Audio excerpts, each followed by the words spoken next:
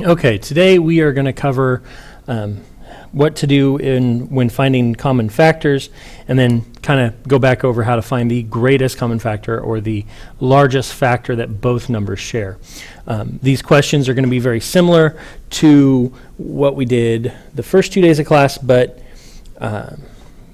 in common multiple questions, we are trying to figure out what is next. Usually with questions that would need factors for an answer, we're trying to divide up groups into smaller pieces. So let's take a look at a question here. It says Jane and her friends are going on a hiking trip. Jane wants to make snack packs to take on the trip. She has 24 apples and 36 small bags of trail mix. Each snack pack must have the same number of apples and the same number of bags of trail mix. Meaning that we are going to be finding different combinations where they have the same number of apples in each group and the same number of bags of trail mix in each group. So what are the possible numbers of snack packs that she can, so that the treats can be shared equally, and describe each possibility. So I'm gonna scroll down just a little bit. We are working with the numbers 36 and 24. Okay, now because we are trying to make smaller groups, and we don't have any more apples and we don't have any more bags of trail mix, we're going to list the factors of each, because I can make the combinations and share them equally in their groups if we can figure out what number of groups we can have. So for 36 we have 1, 2, 3, 4, 6, 9, 12, 18, and 36. And for 24, we have 1, 2, 3, 4, 6, 8, 12, and 36. Oops, not 36, 24. My bad, I was looking up there at the 36 line, so 24. So these are all the factors for both numbers. Okay, now common factors between the two are the 1 and the 2s, the 3s, the 4s, the 6,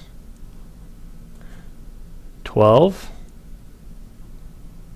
and that's it. Okay, so by doing this, if there are no other common factors, then the greatest common factor is 12. The GCF is 12. So we could split these 36 and 24 items into 12 different groups. Okay? So what that means, we could split them into 6 equal groups, 4 equal groups, 3 equal groups, 2 equal groups, or 1 group. So since the 24 represents apples, and let's start with the 1. What this common factor of 1 means is that we could have one group with 24 apples, and I'm going to abbreviate apples with A, and 36 bags of trail mix, so we'll abbreviate that with T. So that's one possibility. The next possibility is 2 groups with, now if I take 2, that means I'm putting half in one and half in the other. So half of 24 would be 12, and half of 36 would be 18. So if I cut the amount of apples and trail mix into two equal groups, I would have 12 apples and 18 bags of trail mix. Let's go to 3. 3 groups, that factor of 3, means that we can split these numbers into equal groups of into 3 equal groups. So 36 divided by 3 and 24 divided by 3 will tell me how many apples and how many bags of trail mix. So 24 divided by 3 is 8. So those 3 groups would each get 8 apples, and then 36 divided by 3 is 12. So each bag or snack pack would have 12 bags of trail mix. Okay, the next factor is 4.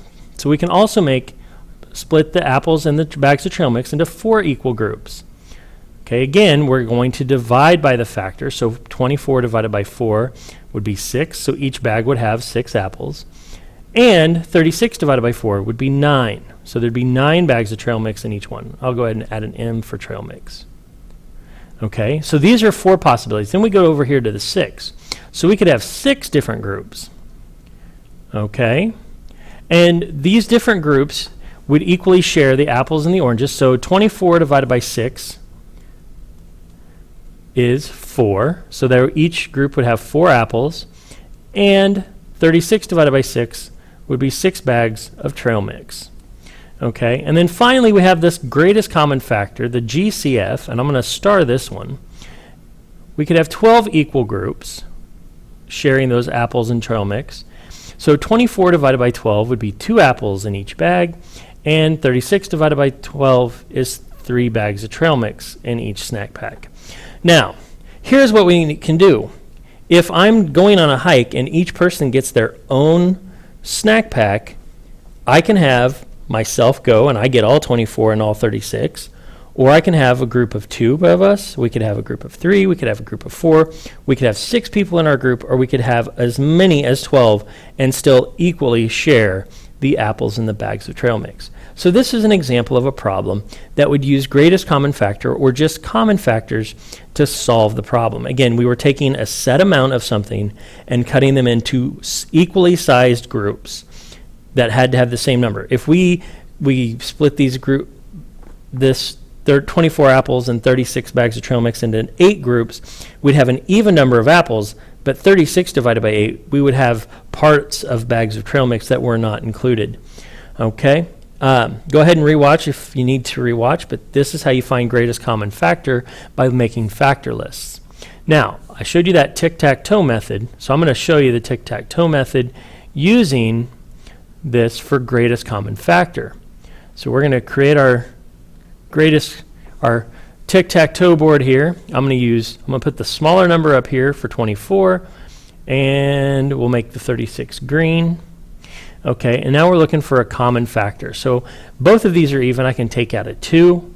2 can go into 24 12 times. 2 can go into 36 18 times. These are both still even, so I can use a 2. What I'm going to have to do is pick something bigger than 2. So I know that 6 times 2 is 12, and 9 times 2 is 18. So I'm going to use a 6 this time. And 6 can go into 12 2 times. 6 can go into 18 3 times. At this point, we're done because we have prime numbers. 2 and 3 don't share a common factor. So to find the greatest common factor, the GCF, for 36 and 24, or 24 and 36, all we're going to do is multiply these 2 numbers together. Okay, so the GCF will equal 6 times 2, and that equals 12, thus proving this, that we get the same greatest common factor when we list out our factors. All right, have a good evening.